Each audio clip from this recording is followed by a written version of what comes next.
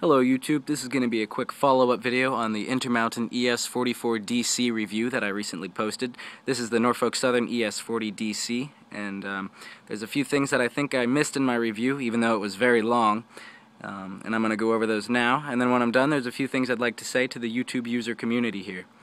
So, let's get to it here. First off is the lettering on the side of the locomotive does in fact say ES40DC, not ES44. I hope you can see that, but I assure you it does say ES40, which is prototypical for Norfolk Southern. So that's that. Next is these grill fan air vent things up on the top. They are see-through. You can see through entirely to the other side,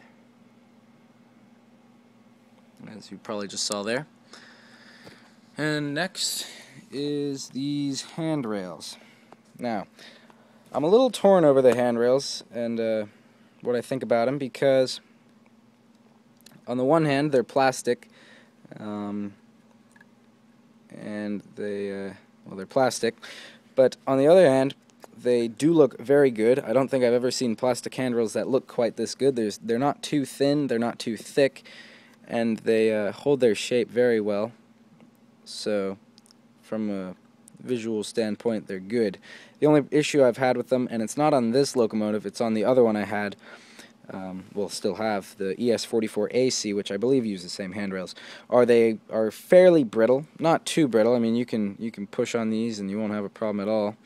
But when you start taking them off or moving the shell or doing something that involves bumping those handrails or pushing them a little bit more, I have found them to be somewhat brittle and they do break. So just watch out for that. Another thing I mentioned was the weight of the locomotive. I did say that I thought it was a little light considering the price of the locomotive and the amount of detail and work they put into everything else. However, I think people took that a little too seriously. I did say it was light, but so far it has shown no issues pulling anything at all. I didn't mean that it was too light, I just meant it felt fairly light. I have a video up on YouTube of a BNSF model that pulled cars all the way around a 4x8 foot with 18-inch radius track, all the way from the back of the locomotive up to the front of the locomotive with cars, and it had no trouble at all. It started moving on speed step 1 without an issue, I think. So weight is not an issue at all. So let's get to the actual locomotive functions here that I had expressed concern about. One of those is these ditch lights. There was light coming through from beneath the ditch light that was showing out, not through the lens of the ditch light, but just on the little walkway here itself, and it looked pretty bad, especially on the front of the locomotive.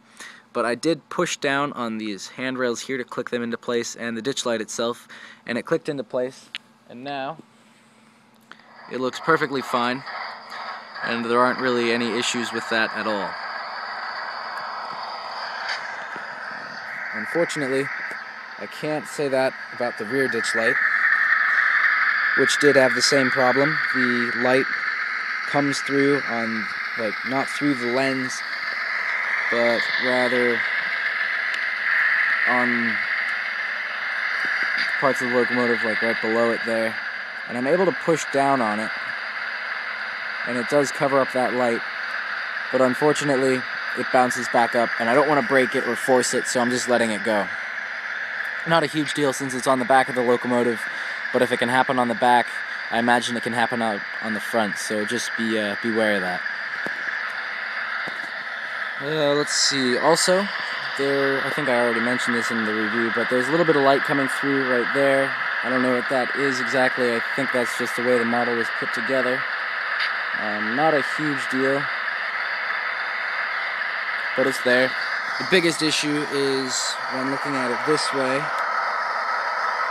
can see a good bit of light coming through on the walkway there when the rear ditch lights are on.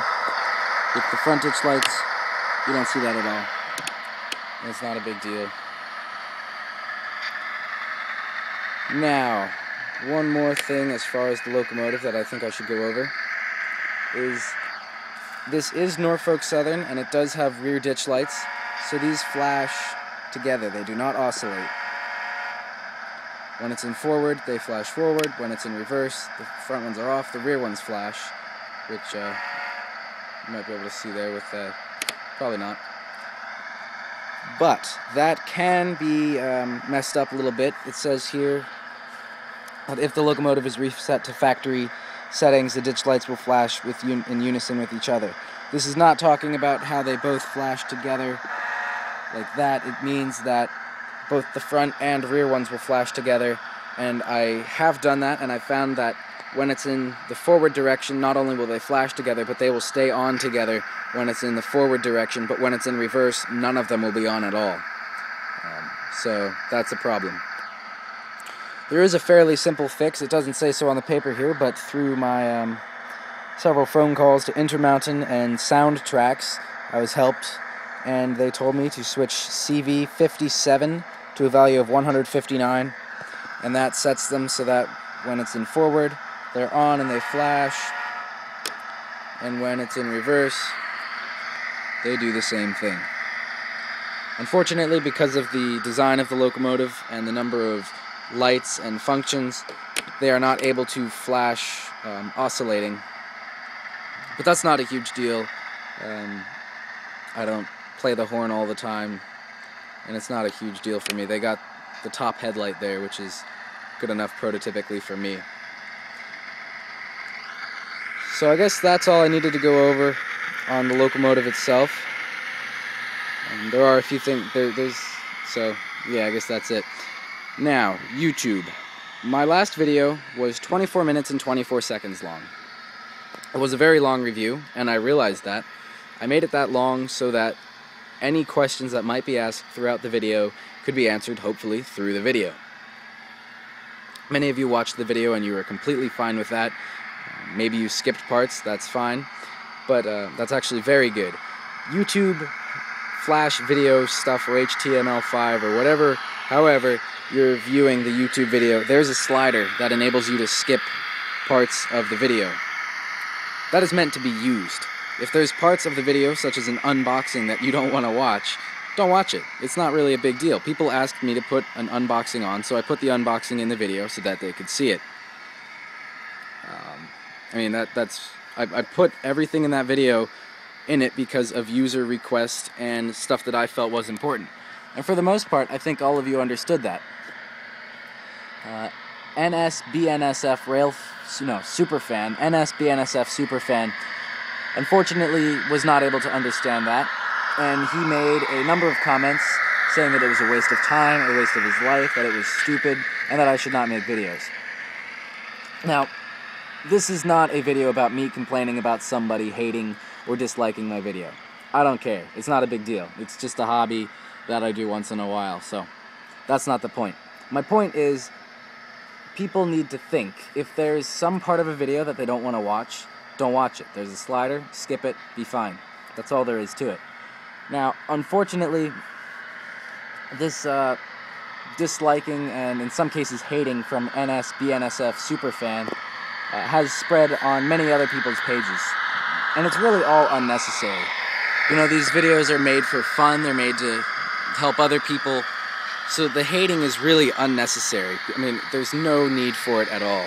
If you don't like something, turn it off, find something else, take care of it by yourself. But don't waste yours and other people's times by complaining about something that really doesn't even need to be complained about. This hating has gone so far that in the case of Alexander Fry, he even took his own life, which is, I mean, that's unthinkable. That shouldn't be happening in a hobby that's meant for fun.